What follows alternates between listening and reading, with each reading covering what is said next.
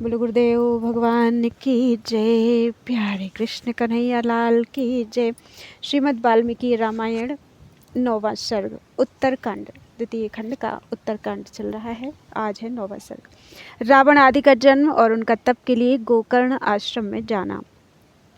कुछ काल के पश्चात नील मेघ के समान श्याम वर्ण वाला राक्षसी सोमाली तपाए हुए सोने के कुंडलों से अलंकृत होकर अपनी सुंदरी कन्या को, जो बिना कमल की लक्ष्मी के समान जान पड़ती थी, साथ लेकर रसातल से निकला और सारे मृत्युलोक में विचरने लगा। उस समय भूतल पर विचरते हुए उस राक्षस राज ने अग्नि के समान तेजस्वी तथा देवतुल्य शोभा धारण करने वाले धनेश्वर कुबेर को देखा, जो पुष्पक विमान द्वारा अपने पिता पुलस्त्य नंदन विश्रवा का दर्शन करने के लिए जा रहे थे। उन्हें देखकर वह अत्यंत विस्मित होकर मृत्युलोक से रसातल में प्रविष्ट हुआ। सुमाली बड़ा बुद्धिमान था। वह सोचने लगा, क्या करने से हम राक्षसों का भला होगा, कैसे हम लोग उन्नति कर सकेंगे। ऐसा विचार करके उस राक्षस ने अपनी पुत्री से, जिसका नाम कैकशी था, कहा, बेटी, अब तुम्हारे विवाह के योग्य समय आ गया है, क्योंकि इस समय तुम्हारी युवावस्था बीत रही है। तुम कहीं इनकार न कर दो, इसी भय से श्रेष्ठ वर तुम्हारा वरण नहीं कर रहे हैं।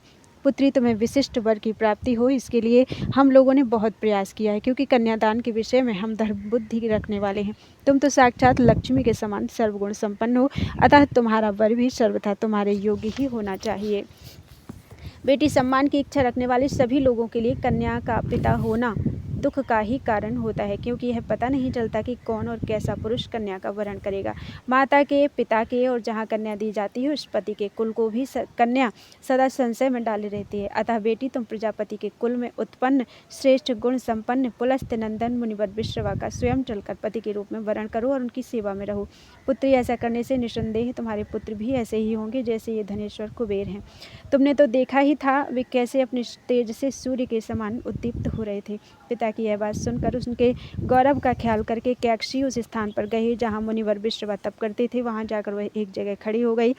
श्री राम इसी बीच में पुलस्त्य नंदन ब्राह्मण विश्रवा सायंकाल का अग्निहोत्र करने लगे। वे तेजस्वी मुनि उस समय 3 अग्नियों के साथ स्वयं भी चतुर्थ अग्नि के समान देदीप्यमान हो रहे थे। पिता के प्रति गौरव बुद्धि होने के कारण कैकसी ने उस भयंकर बेला का विचार नहीं किया और निकट जाकर उनके चरणों पर दृष्टि लगाए नीचा मुंह किए वह सामने खड़ी हो गई। वह भामिनी अपने पैर के अंगूठे से बारंबार धरती पर रेखा खींचने लगी। पूर्ण चंद्र के समान मुख तथा सुंदर कटि प्रदेश वाली उस सुंदरी को, जो अपने तेज से उद्दीप्त हो रही थी, देखकर उन परम उदार महर्षि ने पूछा, भद्रे, तुम किसकी कन्या हो, कहाँ से आई हो, मुझसे तुम्हारा क्या काम है अथवा किस उद्देश्य से यहाँ तुम्हारा आना हुआ। शोभने, ये सब बातें मुझे ठीक ठीक बताओ। विश्रवा के इस प्रकार पूछने पर उस कन्या ने हाथ जोड़कर कहा, मुने, आप अपने ही प्रभाव से मेरे मनोभाव को समझ सकते हैं, किंतु ब्रह्मर से मेरे मुख से इतना अवश्य जान लें कि मैं अपने पिता की आज्ञा से आपकी सेवा में आई हूँ और मेरा नाम कैकशी है। बाकी सब बातें आपको स्वतः जान लेनी चाहिए, मुझसे न कहलावें।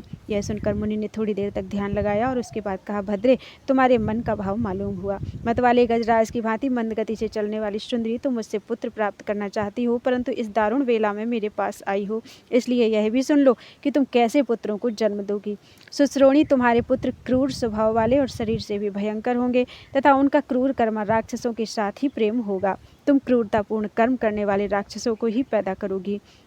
मुनि का यह वचन सुनकर कैकसी उनके चरणों पर गिर पड़ी और इस प्रकार बोली, भगवान, आप ब्रह्मवादी महात्मा हैं, मैं आपसे ऐसे दुराचारी पुत्रों को पाने की अभिलाषा नहीं रखती, अतः आप मुझ पर कृपा कीजिए। उस राक्षस कन्या के इस प्रकार कहने पर पूर्ण चंद्रमा के समान मुनिवर विश्रवा रोहिणी जैसी सुंदरी कैकसी से फिर बोली, सुभानने, तुम्हारा जो सबसे छोटा एवं अंतिम पुत्र होगा वह मेरे वंश के अनुरूप धर्मात्मा होगा, इसमें संशय नहीं है।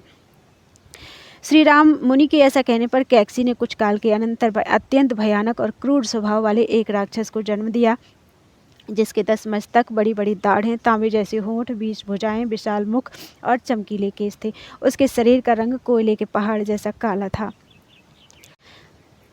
उसके पैदा होते ही मुंह में अंगारों की कौर लिए गीदड़ियाँ और मांसभक्षी गृध आदि पक्षी दाईं ओर मंडलाकार घूमने लगे।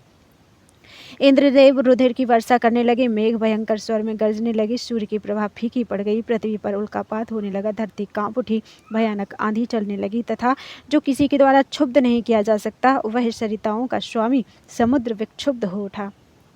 उस समय ब्रह्मा जी के समान तेजस्वी पिता विश्रवा मुनि ने पुत्र का नामकरण किया। यह 10 ग्रीवाएं लेकर उत्पन्न हुआ है, इसलिए 10 ग्रीव नाम से प्रसिद्ध होगा।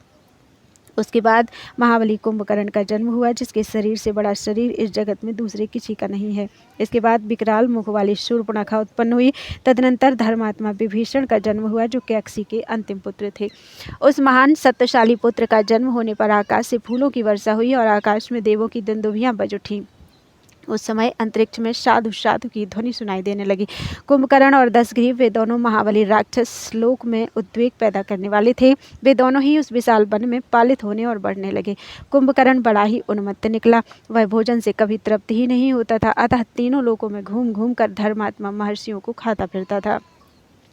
विभीषण बचपन से ही धर्मात्मा थे। वे सदा धर्म में स्थित रहते, स्वाध्याय करते और नियमित आहार करते हुए इंद्रियों को अपने काबू में रखते थे। कुछ काल बीतने पर धन के स्वामी वैश्रवण पुष्पक विमान पर आरूढ़ होकर अपने पिता का दर्शन करने के लिए वहां आए। वे अपने तेज से प्रकाशित हो रहे थे। उन्हें देखकर राक्षस कन्या कैकसी अपने पुत्र दशग्रीव के पास आई और इस प्रकार बोली, बेटा, अपने भाई वैश्रवण की ओर तो देखो, वे कैसे तेजस्वी जान पड़ते हैं।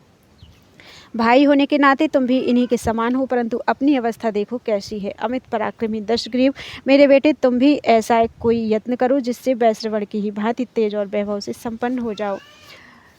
माता की यह बात सुनकर प्रतापी दशग्रीव को अनुपम अमर्ष हुआ। उनके तत्काल उसने प्रतिज्ञा की, माँ, तुम अपने हृदय की चिंता छोड़ो। मैं तुमसे सच्ची प्रतिज्ञा पूर्वक कहता हूँ कि अपने पराक्रम से भाई वैश्रवण के समान या उनसे भी बढ़कर हो जाऊंगा।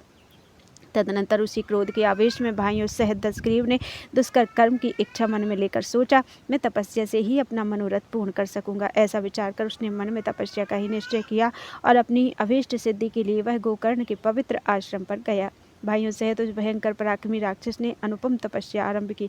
उस तपस्या द्वारा उसने भगवान ब्रह्मा जी को संतुष्ट किया और उन्होंने प्रसन्न होकर उसे विजय दिलाने वाले वरदान दिए। इत्यादि श्रीमद् रामायण वाल्मीकि आदि काव्य उत्तरकांड नवमः सर्ग।